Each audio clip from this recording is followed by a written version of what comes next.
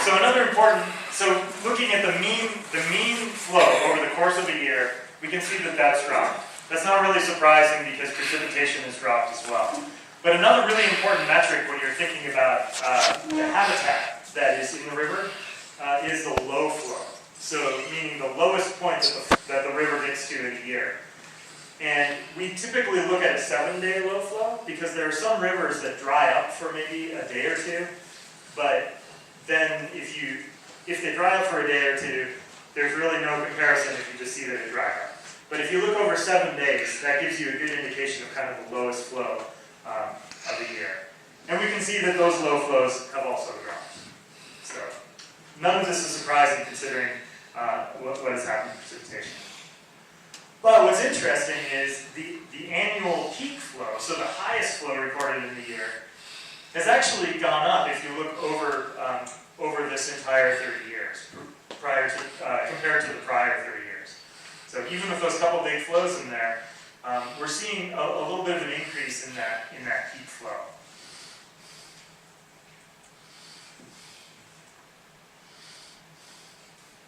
And so if now we look at it as a function of the actual timing of the year, if we look at 1950 to 79, that's in the green, and so it's higher here, but we see that things are starting to move a little bit earlier. So this is indicative of two things. One can be a little bit earlier snow melt, and the other is more rain on snow. When you get a bit of a pretty hard rainfall before the snow is actually melted, that can encourage a lot of melting. And both of these can add significantly to the highest flow rates.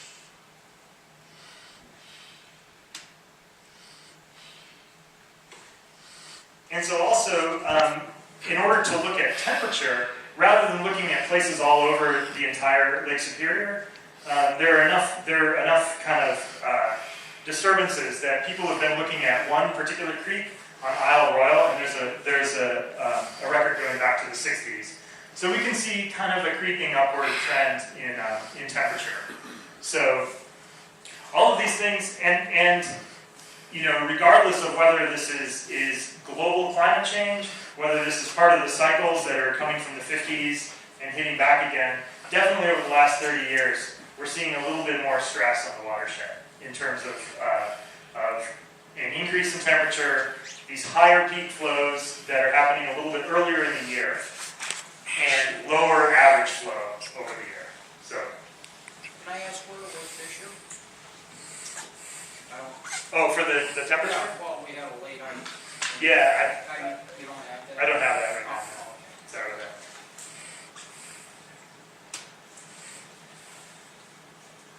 All right. So the last thing in the surface water part of this is kind of now, I said that we were going to talk about groundwater and surface water and how they're connected. And there's a term called base flow. So base flow is the amount of flow that's in a stream that's due to water that's coming out of the groundwater system. So there are really two sources of water, I can think of three major sources of water to a stream. One is rainfall coming over the land and entering the stream channel. Another is groundwater, so coming up as discharge, and that's what we call base flow. And the other that can be very significant is wastewater treatment plants. Not a big issue in the Bad River as much as it is in some parts of the country and other parts of the state. But so in order to understand what's going on with base flow, we've been doing, for the last few years, a synoptic survey in cooperation with the Bad River Band. So we sent out people to every place where you see a dot here. We actually collect a stream flow measurement, but we do it at a time when there hasn't been rain for a little while, so that we're confident that the water that we're measuring is the result of groundwater. It's not the result of a peak that came because of a storm or something like that. And you can see a pattern that generally is what we expect as you go downstream from the headwaters, where there's the smallest amount of flow. You can see that the flows are generally increasing downstream, and they're picking up base flow. So that means that there are areas, at least, some of which are very focused, some of which may be more diffuse, of that stream that groundwater is entering into the stream at those places. What are the different color dots? The colors are indicating the amount of the flow. So the size and the color both indicate the amount. So basically, as you get kind of from, well, black means there was no flow there, and then blue to red is higher flow, base flow again. All right, so this is my segue into talking about groundwater specifically. So hopefully I've made the connection between the surface water and groundwater a little bit, and I just thought it would be valuable to kind of review some of the groundwater principles. And really there's kind of two laws that are the most important things to think about. I mean scientific laws, not state law. That are important to think about when you look at the groundwater system. But first of all, I want to make the point that groundwater is part of the hydrologic cycle. And hopefully people remember some kind of picture like this from school, right? I mean, water is evaporated, it condenses into clouds, and it falls onto the ground, and it flows through all these different ways. Sometimes it falls as snow, sometimes as rain, and it flows down to the oceans, and then it gets evaporated again. And that's, in some ways, a kind of simplistic view, but it's accurate. But at least when I was in grade school, I didn't see the groundwater system described in much detail. And so the groundwater system is definitely part of this hydrologic cycle. And basically, there are a few places that water enters the groundwater system. So it typically enters through infiltration, but there can also be lakes and streams that are actually, we call them losing streams. So where you have a river that's actually some of that water is soaking into the ground and becoming part of the groundwater system. And then there are all these places where water is leaving the system, leaving the groundwater system. So it can either be a spring or into a lake or stream. This is like base flow, like I was talking about before. You can also get plant uptake. So this is a big issue where, especially in forests or where you have agriculture, plants are actually using water out of the groundwater system and then transpiring it off into the atmosphere. And you can have even direct evaporation off the water table. So all of these connections are what, when we want to understand the groundwater system, the first thing we need to understand is how is that system connected to the rest of the landscape. That's kind of what our focus is. And before I get onto these two laws, there's also, this is kind of a schematic diagram showing how this exchange with the surface water and its base flow can work.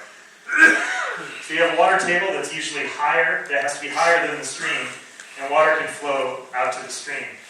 What's interesting here is there's kind of this myth called the myth of sustainable yield. There's a variety of different terms for this.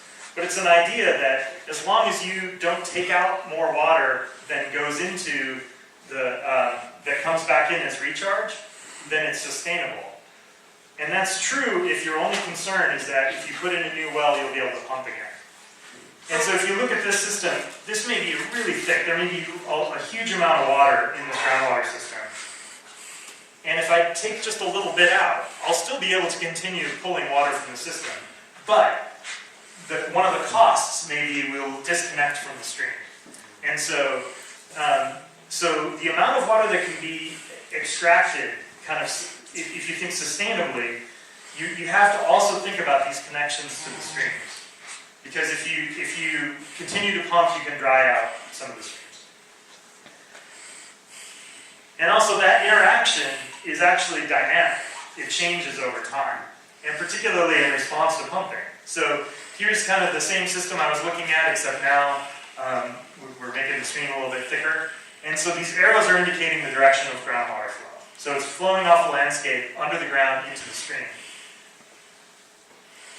And if we put in a well, what ends up happening is it creates a divide.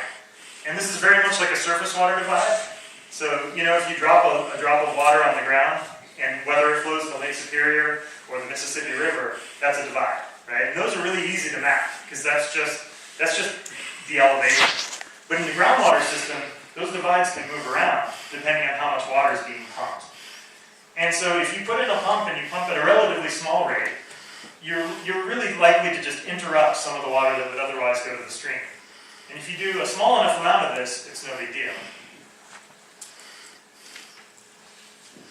But if you start to pump a lot, you can actually even reverse. You can actually start pulling water that was originally going into the stream. You can pull raw water out of the stream. So this kind of dynamic system is what we need to understand whenever you're trying to evaluate impacts of any kind of groundwater use in an area where they're connected with streams. All right, so I'm dating myself a little bit, but I think maybe people know who this guy is. But so basically, if you want to break it down into a couple laws, the first law we like to call Scotty's rule. It's the conservation of mass. All this means is you can't create or destroy water. You can evaporate water and make it into a gas. You can freeze it, but you can't. You have to balance the inflows of the outflows. And so it's kind of, if you think about like a balloon, if you squeeze on a balloon, part of it will expand. You don't actually change the volume if it's full of water, like a water balloon. You're just moving it around. That's exactly what's happening in this case, but we've got, so we have to consider a volume, and within that volume we have to balance it. So for any water that's taken out, water is going to have to go back in. And if we can make an entire network of these kind of volumes where we do this balancing, and we spread that through, this is how we actually can start to simulate an entire groundwater network or system. And ultimately, that control volume ends up being this whole system with the inputs and outputs like I described before. I was going to ask, were there any streams around gravel pits where they hit water that actually dried up a stream nearby? It happens. Here in Wisconsin? Where was that? I don't know specifically, but Let's try and hold the questions till the end, because we won't get out of here at 8:30 otherwise. all right. So the other rule we like to call the plumber's rule, and this is basically when water flows downhill. But downhill isn't always exactly what you think. So to be a little more technical, I could say that energy entering the system has to either leave the system or get converted to heat through friction. But so what this really means in terms of the groundwater system is looking at pressures. So if you had a tube that's open to the atmosphere and it has the same pressure coming down on both sides, it's going to be at the same level. But if you exert a pressure on one side, you're going to push it out the other way. And this is also because you can't compress the water, right? You can't, like I said in the last rule, the water has to be, it either has to leave, its entering and leaving has to be balanced. You can do this the other way by applying a vacuum. So if you create lower pressure over here, the water will flow toward the lower pressure. So downhill doesn't always mean from a higher elevation to a lower elevation. It really means from higher energy to lower energy, or higher pressure